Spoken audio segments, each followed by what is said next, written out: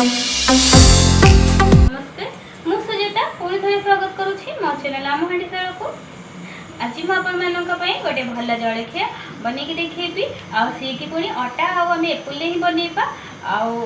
सब तो आम जेकोसी परिवा भेजिटेबुल पराठा बन था। तो आज आम फ्रुट्स पराठा बनइबा सी भी पुणी एप्पल आ चलतु से एप्पल पराठा बनइबा जी कि देहपाई बहुत ही हेल्दी आ स्टार्ट करवा। एप्पल आम आज गोटे नुआ प्रकार जलखिया बनइबा ता भी पुणी आम अटा देकी अटारे पुणी आम आज पराठा परिका बनइबा। सब बेले तो आम फ्रुट्स रे केबे भी बनई न था पराठा, सब बेले तो आम बनई था वेजिटेबुल रे आलू पराठा, गाजर पराठा, मूला पराठा, तो जहाँ भी किसी हो। तो आज आम ये एप्पल रे आज आम पराठा बनइबा ता भी पुणी अटारे मु से कि दुईटी एप्पल मीडियम साइज रो एप्पल नहीं आउ एठी 2 कप बा 2 गिना एठी मु अटा नहीं आउ सही मेजरमेंट रे मु हाफ गिना बा हाफ कप आप जहाँ भी नहीं तो सही हाफ गिना क्षीर नहीं मुझा सीझा क्षीरटी ठंडा है मुझे आठी स्वाद अनुसार चीनी जमती आप मीठा पसंद करते सेमती चीनी नहीं पारे। आ प्रथम आम एप्पल को तार चुपा छड़े गोटे भल पेस्ट बन नवा कि नहने आम ग्रेटेड कर नवा को सेमती आम प्रथम आगे एप्पल आम एमती चुपा गुड़ा को भलसे छड़े नवा गोटे कटर साहाय्य।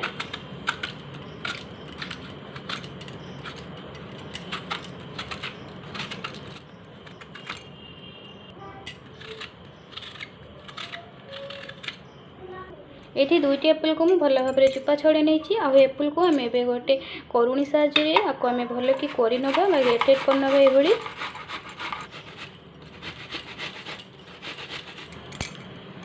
मुझे दुईटी एप्पल को भल भाव ग्रेटेड कर नहीं आए गोटे बाउल को देदबा।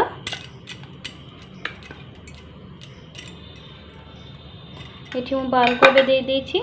आए आम चीनी देदबा आवश्यक अनुसार लुण दबा जमती लुण आम अटा चकटी बेले यूज कर मेजरमेंट रे मु लुण दे देछि आठी चीनी दबा पाखापाखि 2 चामच पाखापाखि आम चीनी दबा जमती आपन को मीठा पसंद से भली ही आपन को अनुसार मेजरमेंट कर परिबे। आ एही चीनी लुण एप्पल को आम प्रथमे भल भाव मिसई नबा फल चीनी भी आम मेल्ट हो ये मु गोटे चीनी नहीं आठी जदि पाउडर चीनी यूज करथांती तो बेसी समय फेंटा को पड़ न था। तो प्रथम केमती भलसे मिसई नबा तापर ये आम अटा को दबा 2 कप अटा दबा प्रथम मु गोटे कप अटा दौची तापर आउ गोटे कप अटा को ये देदबा भलसे आम अटा आउ एप्पल को भलसे मिसई नबा। ये अटा और एप्पल को मुझे भलसे मिसई नहीं सारे देखो आमर अटा डोटा आमर बनी ना तो ये आम ए कि सीझा क्षीर जो मुझे रखी ठंडा करी तो सही सीझा क्षीर को देवी तापर गोटे भल कि अटा डो परिका को बन नवा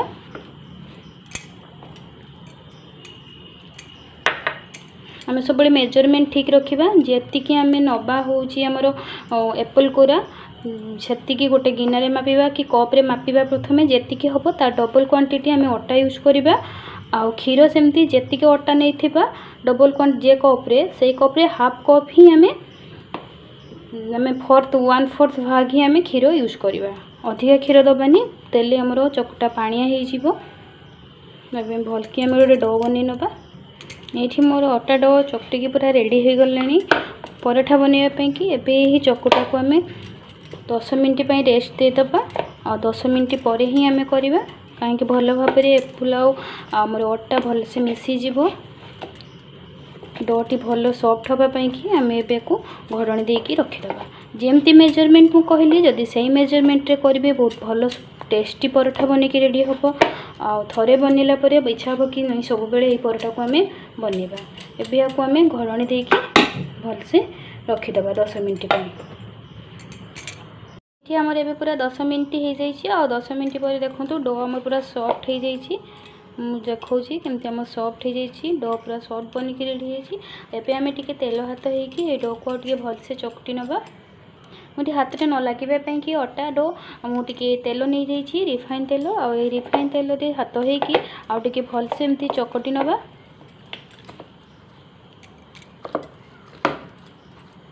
डो आम पूरा चकटिकी रेडी हो जाइए डो को आम रुटी बेला चक्की देकी आउ टिके भल से आम एमती रोल करदे आउ छोट छोट गोला प्रस्तुत करनवा जमती आम पराठा बन था कि रोटी बन था एमती छोट छोट गोला बन नवा जमती आम पराठा बनवा आ छोट पिला तो आम पराठा बनवा जदि छोट छोट ही टिके बन छोट छोट ही बहुत पसंद आसता है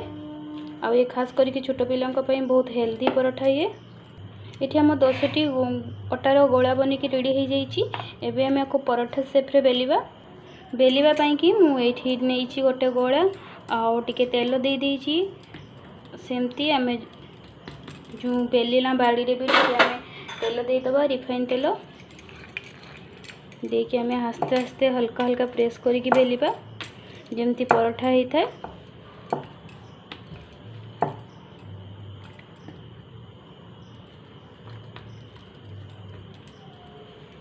तेल न देकी जदि आपण माने बेलिया को चाहूचंती तो अटा गुंड मध्य देकी बेली पारिबे।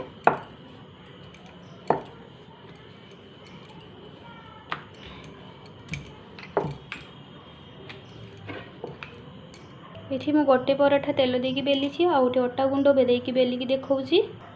गोटे पराठा तो मुझे तेल देकी बेलिकी देखली जदि आपण मानकु तेल पसंद नहीं जदि हल्का खाए लाइट पसंद तो आम बिना तेल रे भी बेली पारिबा आ बिना आम अटारे भी बेली पारिबा। अटारे बेलिले आम पराठा भी किसी खराब हेनी भल टेस्ट रहिबो से पई कि मु अटारे भी बेलिकी देखौची आ दी रकम करके देखैबी।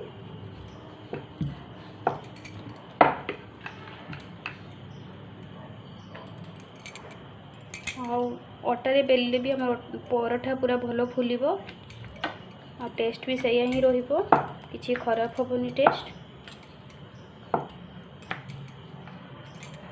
ये मु अटा देकी बेली सारे पराठा और सेम प्रोसेस रे मु सबुतक गोला को अटा गोला को सेमती बेली नेमी अटा गुंड देकी। ये मु सबुतक ए पराठा को बेली नहीं तो ये सेकिया कि मु तावा को गरम कर नहीं आगु तो एबे आमे गोटे गोटे पराठा दबा गोटे पाख पराठा सेके होला परे आमे आ गोटे पाख कोलेटाइबा। ये आम गोटे पाख पराठा सेकी ही गलानी देखो आस्ते आस्ते आम पराठा केमती फुलवा स्टार्ट कलानी तो ये आ गोटे पाख ओलटाई दबा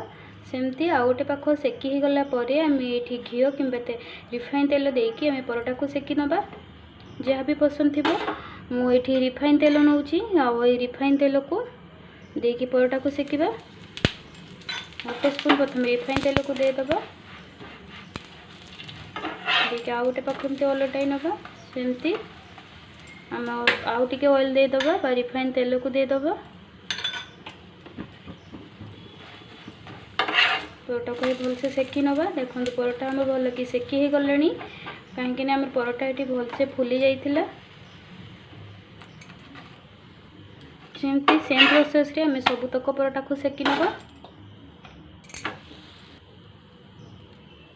एबे आ गोटे पराठा भी आमर हो गलानी एमती सबू सेम प्रोसेस रे सबुतक पराठा को एमती सेकी नबा। एबे आम सबुतक पराठा बनिकी रेडी हो गलानी आम ए पराठा को सब सर्व करबा। एठी एप्पल पराठा बनिकी पूरा रेडी हो जाइए। आ एप्पल पराठा सहित मु खाइबा कि आलू कषा नहीं पिला तो आलू कषा बहुत पसंद आ ये मीठा सॉस अच्छी टमाटर तो यही पराठा केते सॉफ्ट बनी देखु बहुत ही सॉफ्ट बनी कमती हाथ सांगे सांग छिंडी जाऊँगी। आ पराठा को घरे थरे निश्चय बनातु आउ बन सारिकी खाइला परे आम हाणीशाला चैनल कमेंट कर जनइबा को आदौ भूलिबे नहीं केमती आपनकर टेस्ट है आउ केमती टेस्ट लगिला तो सेटा ही निहाती जनइबे। आ पराठा